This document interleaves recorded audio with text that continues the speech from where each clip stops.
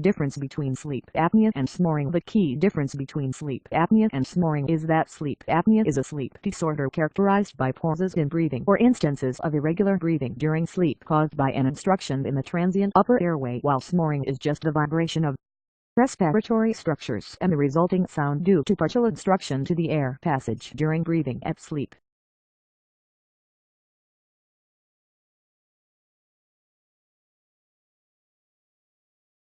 However, snoring can be a symptom of sleep apnea.